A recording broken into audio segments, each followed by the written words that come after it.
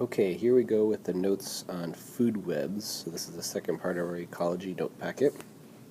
Before we can talk about food webs, though, we kind of talk about the different roles that animals and plants and other organisms play in the food chain, the food web. So they're different jobs. The first thing, probably some of the most important, are the producers. These are the guys that are autotrophs, right? These are the guys that are producing their own energy, usually plants, so usually capturing energy from the sun and making organic molecules out of them. Those are important because they are the start of energy, right? They are producing the energy that's going to be used in the rest of the food chain or the food web by the entire ecosystem.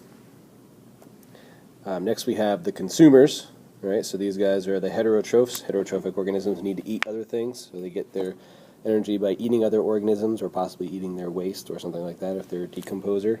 And that could be further broken down into herbivores, carnivores, which you guys are probably pretty familiar with. Omnivores eat both things, plants or animals. Detritivores are things that eat garbage or dead animals or plants, which is called detritus.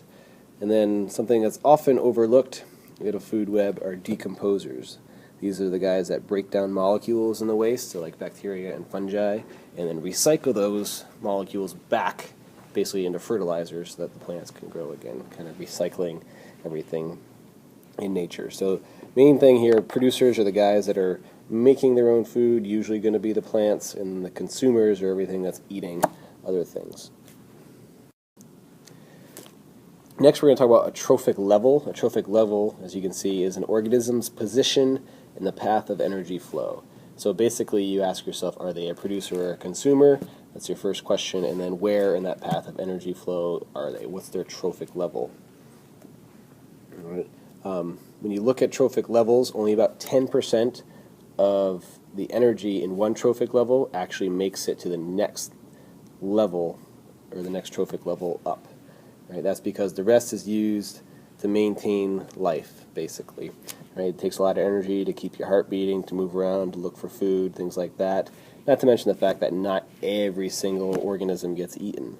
Right? So to kind of illustrate that point, if you look down here in our food chain, our food pyramid, right, the producers are the biggest group, right, 1,000 calories of energy. Only 10% of that makes it up to the next level, the primary consumer. These guys are the first things doing the consuming.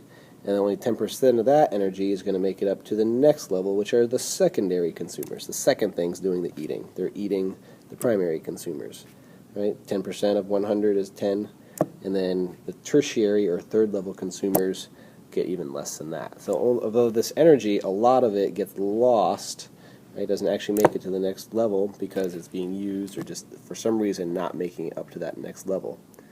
Right? So because of that, the lower levels are usually the biggest because they support everything above. Right? That's why we often see it as a pyramid, because the pyramids are biggest at the bottom. You need a nice wide base to support everything else. If it were an upside down pyramid, that wouldn't stand up very well. Right? You need a big strong base of energy to support everything that comes above it. So again, the trophic levels that you want to pay attention to: producers, or often called primary producers, and the primary consumers, secondary, tertiary, or you can just say first level, second level, third level consumers. That's fine too.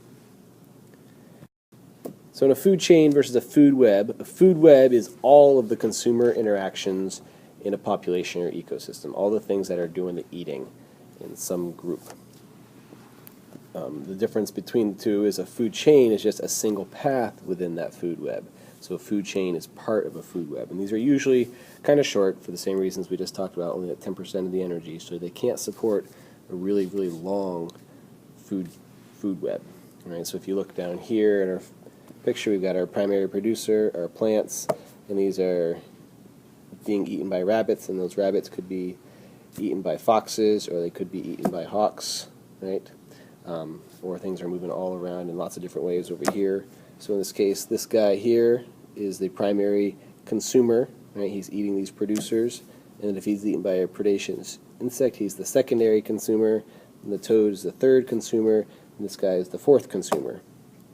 Right? But you could actually change things up a little bit too. If you have the herbivorous insect, he's the first, eaten by the spider is the second, eaten by this guy now is the third, fourth, fifth. So things can change based on the food chain that you're looking at. So sometimes their trophic levels can be a little weird to figure out, so you have to look at them within specific food chains.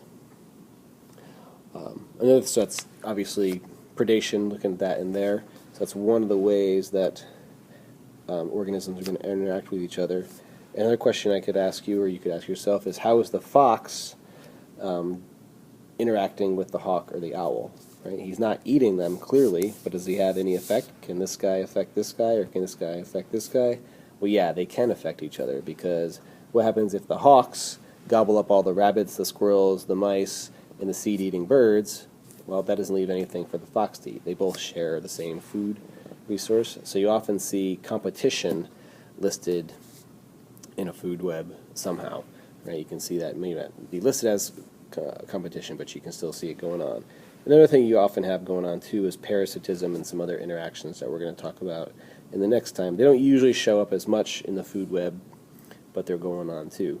And then the final thing that's really often overlooked are the decomposers. Right? So how does the energy from the fox get recycled back again? When that fox dies, where does the energy go?